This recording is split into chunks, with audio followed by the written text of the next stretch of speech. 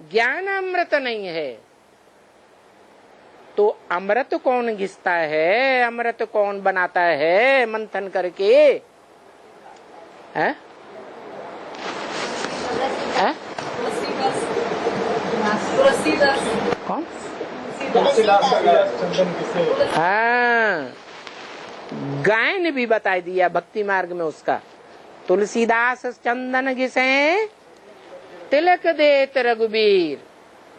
माना तुलसीदास ने चंदन को घिसा और रघुवीर जी ने कहा गया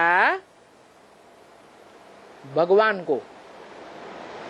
वो रघुवीर भगवान तुलसीदास को विश्व की बादशाही का तिलक देते हैं।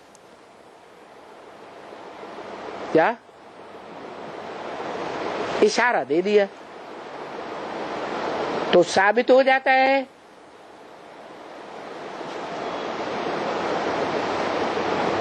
कि तुलसी वाली आत्मा सूर्यवंशी राम वाली आत्मा है,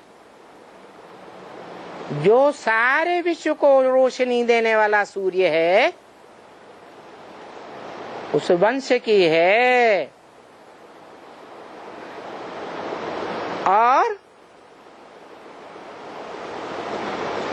वो राम वाली आत्मा रघुवंशी कही गई है। रघु सूर्य को कहा जाता है, चंद्रवंशी नहीं। चंद्रमा कहो या सोम कहो, सोमनाथ मंदिर जिसका नाम पड़ा है यादगार, सोमवार नाम पड़ा है, वो ज्ञान चंद्रमा की बात नहीं। क्या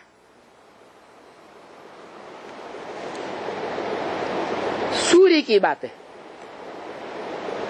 सारे विश्व को, सारी दुनिया को ज्ञान की रोशनी देने वाला वो सूर्य तो जड़ रोशनी देता है, और ये चैतन्य सूर्य ज्ञान की रोशनी देता है। तो जो ज्ञान की रोशनी देने वाला ज्ञान सूर्य है, जो गीता में कहा है मैं जब आता हूं तो पहले पहले किसको ज्ञान देता हूं? सूर्य को देता हूं। तो जो आत्मा से गीता ज्ञान को मंथन करके अपना बनाती है, वो ही ज्ञान सूर्य के रूप में संसार में प्रत्यक्ष होती है, और सारे विश्व को, सारे विश्व की 500-700 करोड़ मनुष्य आत्माओं को ज्ञान का वो सार भी ग्रहण करना पड़ता है। आगे पीछे क्या सार है? जोर से बोलो। मैं आत्मा ज्योति बिंदु।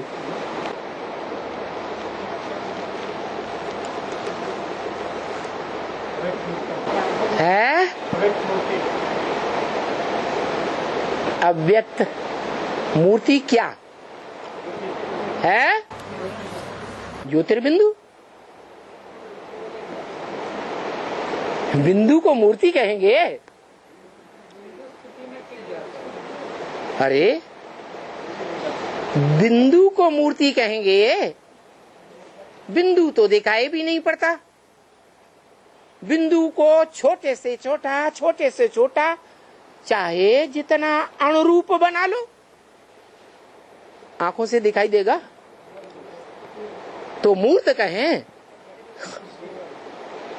मूर्त दिखाई देती है या नहीं दिखाई देती है? मूर्त तो दिखाई देती है। क्या कहते? बिंदु। बिंदु कैसे मूर्ति है?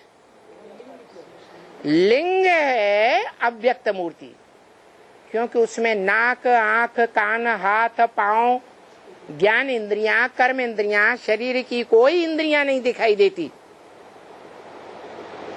ऐसे नहीं है कि इंद्रियां हैं ही नहीं, लेकिन आत्मा की याद की ऐसी स्टेज दिखाई गई। कैसी स्टेज? कि जैसे आंखें है ही नहीं, आंखें देखते हुए भी नहीं देखती, कान होते हुए भी संसार की ग्लानि को नहीं सुनते। जो यादगार बनाया है भक्ति मार्ग में, कलंकी धर, क्या धर? क्या धारण करने वाला? सारे कलंक 500 करोड़ मनुष्य आत्माएं एक तरफ हो करके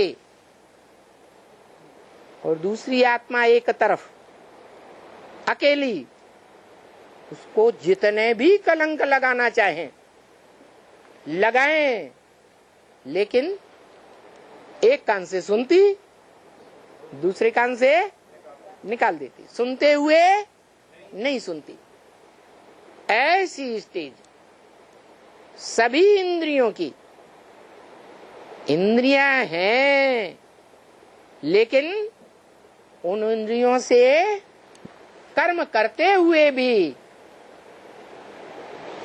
मन और बुद्धि उन इंद्रियों के कर्म में लिप्त नहीं होती, उन इंद्रियों के रस में लीन नहीं होती, उन इंद्रियों का रस नहीं लेती।